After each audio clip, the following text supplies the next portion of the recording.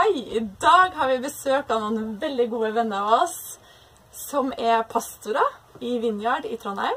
Og vi skal gjøre et lite intervju med dem, og dette blir starten på en intervjuserie som vi skal ha videre fremover nå på kanalen vår på Hjertehjemme, der vi snakker litt om hvordan leve som en kristen familie. Vi skal intervjue litt forskjellige familier, og høre litt om hvilke tanker de har. Og kanskje dette kan gi inspirasjon til oss alle, om hvordan vi kan leve som en kristen familie i Norge i dag. Så fortell litt om dere selv, og hvor dere kommer fra, hvor mange barn dere har, og hva dere jobber med. Ok, ja, vi som sagt pastorer i Trondheim Vineyard. Vi har 3 unger fra alderen 10 til 13 år. 9 til 13 år faktisk.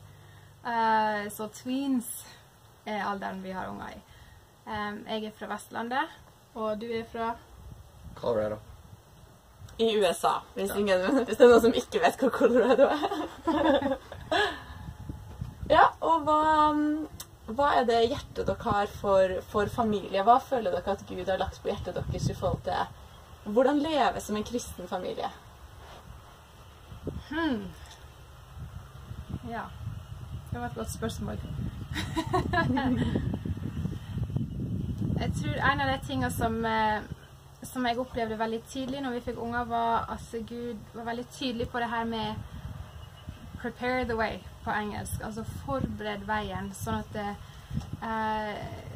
det var det Johannes fikk i oppdrag til å gjøre for Jesus, før Jesus skulle komme, og jeg kjente veldig tidlig på det, jeg fikk i oppdrag til å gjøre det for at Jesus gjennom ungene våre skulle få tjenestegjøre til folk, at jeg skulle på en måte legge til rette for det med, da selvsagt med å oppdra dem til å kjenne Jesus selv, men også legge til rette muligheter for at de kunne få, uten at de visste det selv, være med og dele Jesus med andre folk som trenger et møte med han. Og det har vi opplevd veldig masse at Gud har gjort gjennom ungene våre opp gjennom året. Ja.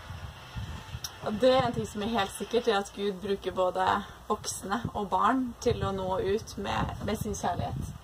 Hva tenker du da, Daniel, som oppvokst i USA, og dere har bodd i USA også når ungene var små? Hvordan ting har dere tatt med fra den amerikanske kulturen som også har beriket det å leve som en kristen familie og oppdra barna? Det vanskelig for meg å si, fordi jeg ikke vokst opp som kristne. Nei. Så på en måte alt jeg har lært i forhold til å være en kristen familie, har jeg lært fra Signe og hennes familie. Men for meg, uansett om det er min egen familie eller andre, det er viktig å leve som såpass åpent liv. At du er det samme person hjemme som du er på jobb, og som du er på menighet og sånne ting. Og jeg synes det er viktig, fordi da spiller det en bra forbilde. I det minste blir det en ekte bilde av hvordan det er til å leve som kristne. Og jeg tror det noen ting vi lengter etter i dagens samfunn, det samfunnet som vi lever i, med sosiale medier som ofte viser det mest fantastiske tingene, så det ekteheten, et ekte liv. Og det som jeg beundrer veldig med dere har et veldig åpent hjem. Dere har nabobarn som er hjemme hos dere, og dere har folk som bor hos dere i flere uker og måneder av gangen. Og da tenker jeg på det du sier, Daniel, om å leve et ekte liv, da. Når dere har folk som bor hos dere, så vil jo folk fort se om dere lever virkelig det livet hjemme også som dere gjør ute. Ja, de ser både de gode og de onde, for å si det sånn. Fordi vi har aldri sagt at vi er perfekt mennesker. Og da folk som bor hos oss, det ser selv at ja, Daniel og Signe er kjempegreie folk, men de har sine egne issues også. Ja, sant? Det har vi jo alle. Og så har vi unger som ja, altså det er jo ingen unger som er A4, sant? Så det er jo alltid noe som her må vi ta ekstra her og ekstra der, og utfordringer her og der. Så ja, det blir veldig tydelig når folk blir med oss i alle fall. Så helt på slutten da, hva tenker dere det aller viktigste, hvis det er flere som ser på, som har barn i den alderen som dere har, 9 til 13 år? Hva tror dere det kanskje de utfordringene, og hva er det viktig at vi som foreldre er bevisst på med å ha en god relasjon til barna våre i den tweens-alderen? Jeg tror det som jeg har kjent meg mest utfordret på i det siste, er å holde fram det beste for deg, i stedet for vi er i en sånn fase nå der vi går fra at vi sier nei, det kan ikke du gjøre, og vi er veldig tydelige fordi at de er så små at de ikke har en evne til å forstå alle ta valgene selv. Men nå ser jeg at nå er de kommet i en fase der de må begynne å ta valg mer selv, og hvis vi fortsetter bare å si nei, du kan ikke, så kommer de til å gå i opprør. Ja. Så det er å holde oppe denne her, det aller beste. Det her er det som Jesus har for deg.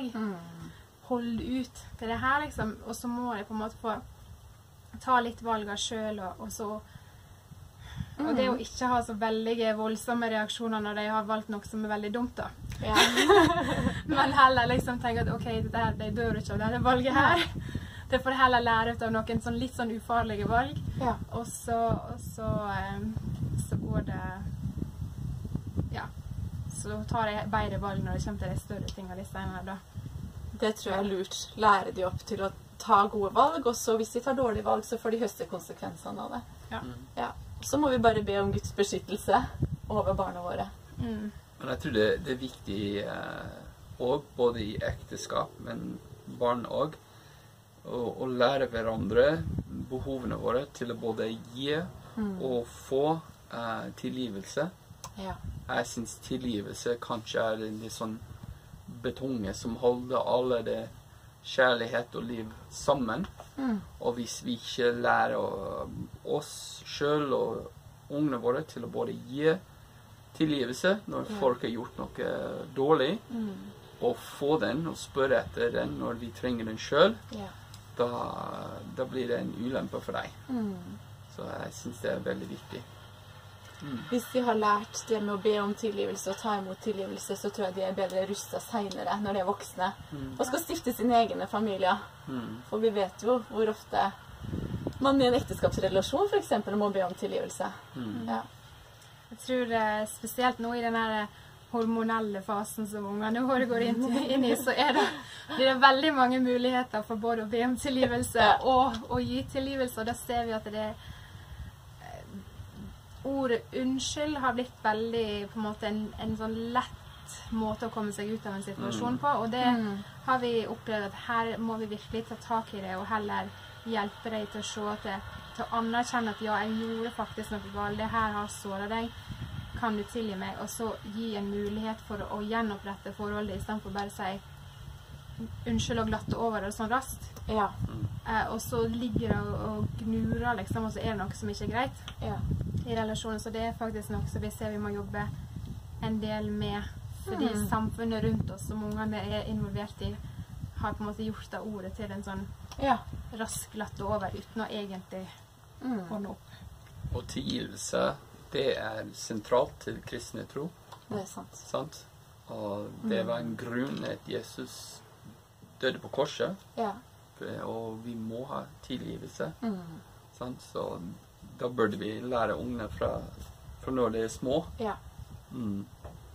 Det tror jeg. Og familien er jo den øvingsarenaen der vi kan øve oss på sånne ting. Og der det er trygt å gjøre feil, og der det er trygt å øve før man blir voksen og må stå på egne bein. Tusen takk for at dere var med oss på intervju. Hvis du bor i Trondheim eller i nærheten av Trondheim og har lyst til å sjekke ut Trondheim Vineyard, så vil vi skrive en link til tjenesten deres. Dere har et eller annet nettside, har dere det? Trondheim Vineyard. Flott. Da kan dere sjekke i infofeltet under videoen her. Så takker vi dere så mye for at dere var med og delte ærlig fra hjertet om det å være en familie i Norge i dag. Så Gud velsigne dere som ser på.